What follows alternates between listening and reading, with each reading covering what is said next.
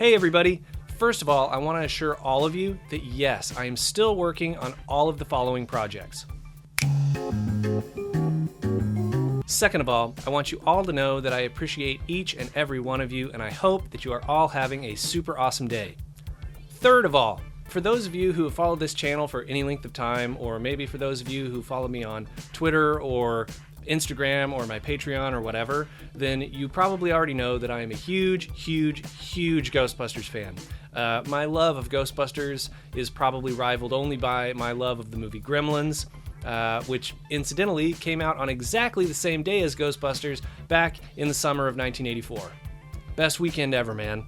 So I'm obviously going to see the new Ghostbusters Afterlife movie next week on opening night, and I thought that it would be super fun to lay down a few of my top predictions beforehand, and then come back afterwards, do a spoiler review, and see how many things I got right, and more than likely, how many things I got completely 100% dead wrong. And for everything that I get wrong, I fully expect you all to clip this and add a depressed sounding slide whistle over my stupid face. So, full disclosure, I've written for TV, film, comics, and video games, so I at least have a fair to middling understanding of what to expect from a 3-act film structure. That, plus the trailers and promotional footage and photos that I've seen so far have led me to certain conclusions about what to expect from Ghostbusters Afterlife, and on the off chance that I am right about any of this, I guess this may contain spoilers. I really don't know. So if you don't want to be hypothetically spoiled for Ghostbusters Afterlife, then turn this video off right now and please go watch something else. Preferably something else on this channel, but don't watch this. Alright, enough of that. Prediction 1. Carrie Coon's character is the new gatekeeper, and Paul Rudd's character is the new keymaster. Although it would be sort of funny if they reversed that. Obviously, we've seen Paul Rudd getting chased around by a terror dog in multiple trailers for the film, and we've also seen this brief shot of Carrie wearing what I can only assume is the spiritual successor to this iconic outfit.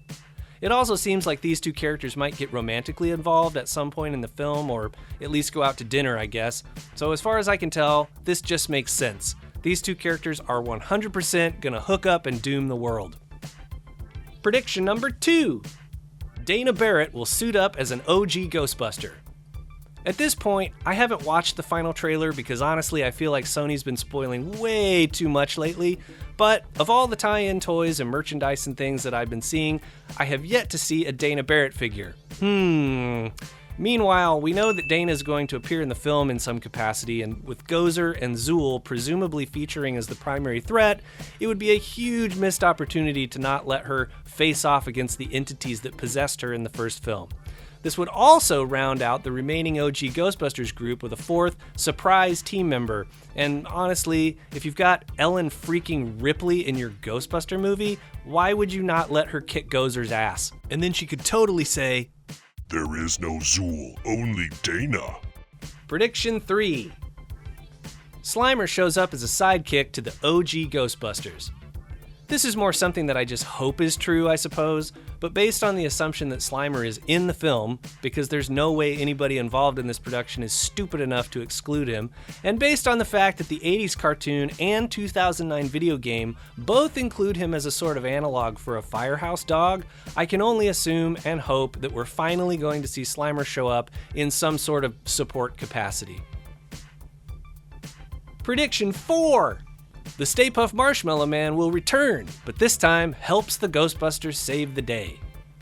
Again, this is more based on my own personal hopes than anything else, but we've got Gozer, we've got mini Puffs, we've got this sign featured prominently on the side of a building here, and then we've got this Ray Stantz action figure, which comes complete with a copy of Tobin's Spirit Guide.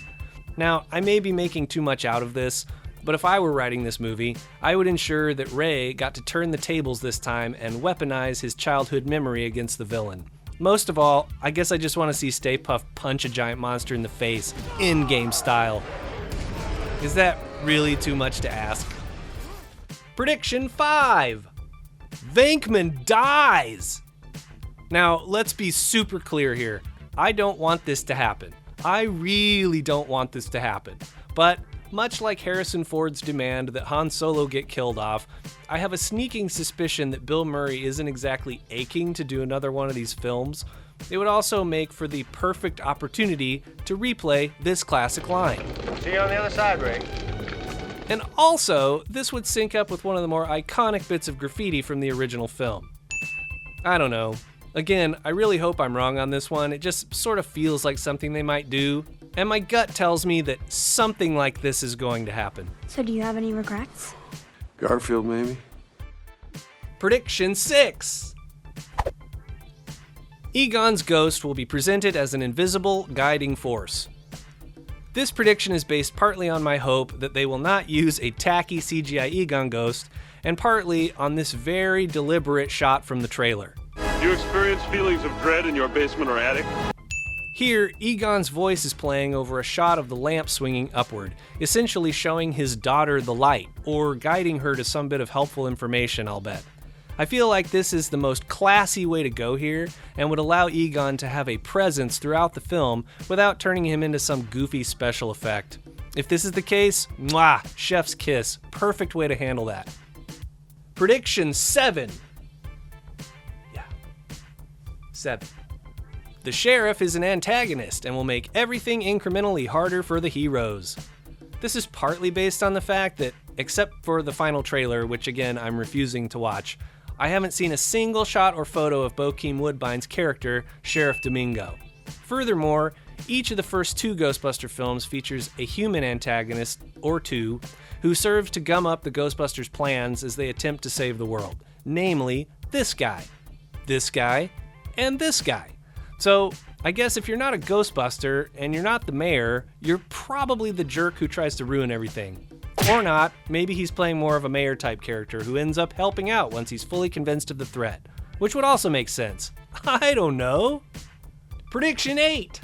Fucking Gozer can fucking time travel.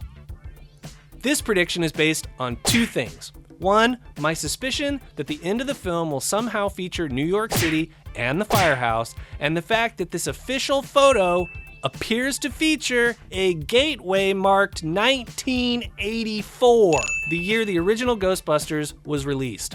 So if my guess is correct, Gozer may have a series of gateways, or time tunnels, to different points throughout human history, when conditions are just right for it to emerge into our world. And one of those moments in history would have been 1984. Does this mean we're going back to the finale of the first film, like Back to the Future 2 style? I mean, if we did, that would give us Gozer, New York, the firehouse, the Stay Puft Marshmallow Man, and maybe a young Egon all in one fell swoop. I may be 100% completely off base with this one, but I just cannot think of a more structurally perfect reason for that tunnel to be there marked with this number. The real question is, does this tunnel lead to the top of Dana's 1984 apartment building, or does it lead through the back of her refrigerator? Prediction 9! Muncher befriends the kids and totally saves the day. Now, I don't have a lot of reason for this prediction other than Muncher's adorable design, the fact that he appears to be mostly friendly, but most of all, the fact that we know he has a very specific appetite for metal. No, not that kind of metal, this kind of metal. Now this would line up with a few things, as far as I can tell. 1, what is the primary export of Shandor Mine? Could it be selenium? What is the Gozer Gate built from? Could it be selenium? And what was Dana Barrett's apartment building absolutely full of? Cold riveted girders with cores of pure selenium. Selenium. Everybody getting this so far? Yeah, so I feel like there's a fair to moderate chance here that Muncher is going to be the linchpin to undoing Gozer's plans. Or, more specifically, I guess eating them. Prediction 10! This movie will be balls to the wall awesome, and I'm going to ugly cry at the end of it. That's all. That's the whole prediction. Okay, so 10 seems like a nice round number to end on. I have more predictions, obviously, but nothing quite so noteworthy as the ones I just listed. So yeah, I'm incredibly excited to see this movie on opening night next week, and we can all meet back here when it's over for a spoiler-filled review, and we can all laugh together at all the things that I got completely and utterly wrong. I mean, I hope I'm wrong. I would love to be surprised. Anyway, thank you so much for watching. Thank you for indulging me. Thank you to my patrons here for supporting me. And if you've made it all the way to the end, be sure to leave a like and consider subscribing. And don't forget to hit me up in the comments and let me know what you think is going to happen in Ghostbusters Afterlife. Unless, of course, you've already seen the movie, in which case, please don't. Do not comment. Please do not spoil Ghostbusters Afterlife. Please don't. Please. Oh yeah, also, don't forget to use my name as a promo code to get 20% off an eWin gaming chair. I'm sitting in one right now. There it is. Super comfortable. Link in the description. Bye.